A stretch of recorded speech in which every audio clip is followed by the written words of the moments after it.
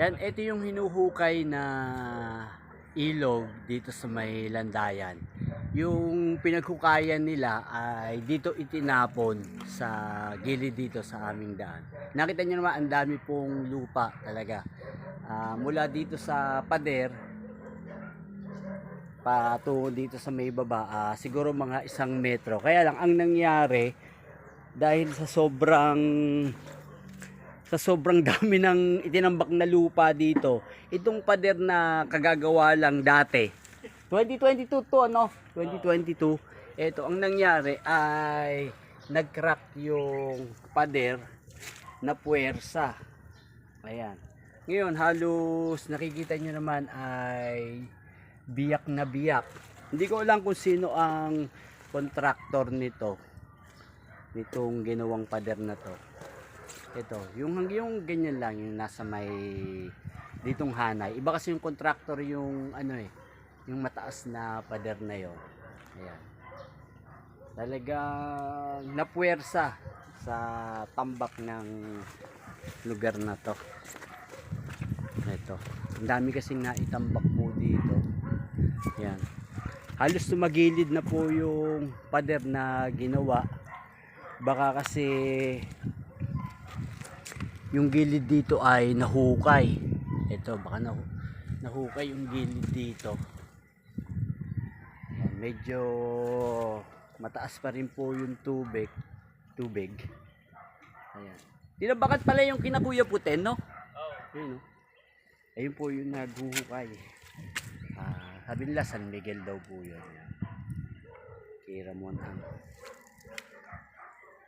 tumaas nga, kaya lang tumaas po yung lugar na to, kaya lang nagkaroon naman ng crack yung pader. Baka isang araw ay bumigay po itong pader na to. Ito. Hindi ko alam kasi kung sino contractor nito, no? Sino kaya contractor nito? Hindi nakalagay, no? Saan ba nakalagay yung tarpaulin dati nito? Doon. Titingnan ko nga, wala. Oo. Kaya ito, mula dito sa itaas, ayan, titignan natin ng ano, ayan, talagang nag-crack. Dati po wala pong crack yan.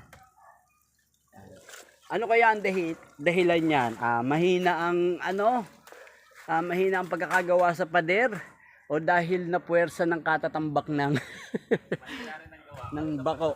Ano, parang dalawa, no? Na puwersa at mahina yung pagkakagawa ng pader. Yan. Sige, Bong. Thank you. Yan, titignan natin.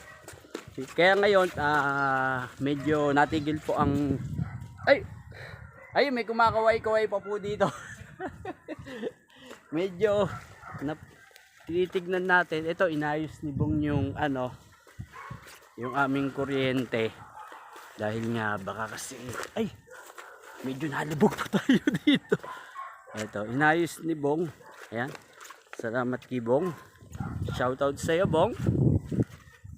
Ayan. Yung daan naman namin dito talagang mataas. Ayan. Mataas. Ito ulit tayo dito. Kaya lang parang nakahilig na yata tong pader na to, Nakahilig na, nakakatakot. Yung daan namin ay tumaas. Ayan. Ito. Lawak ng itinambak dito. Ayan. Lawak. Ito na po yung papunta sa amin. Pagdating naman dito ay yan, lusong ka hanggang binte. Dito lang naman siguro mga 1 metro at kalahati, 2 metro ang tatawid. Pagdating dito mataas. Ayan, ipapantay na lang po yung ano dito. Ito yung bangka ni Kuya Tante.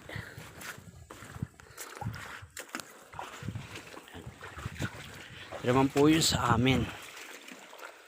Hanggang ngayon ay may tubig pa rin. Yan.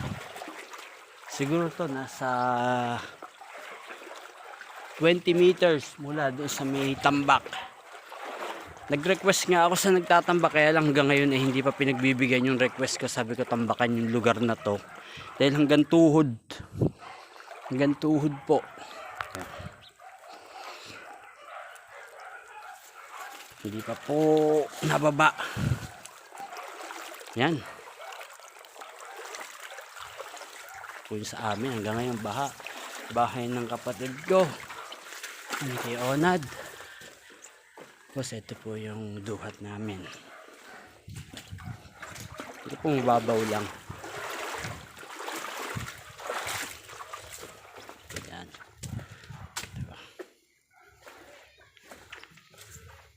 Yan. Po yung sa amin baha pa rin. Ayan. Pusa. Yan. Thank you for watching.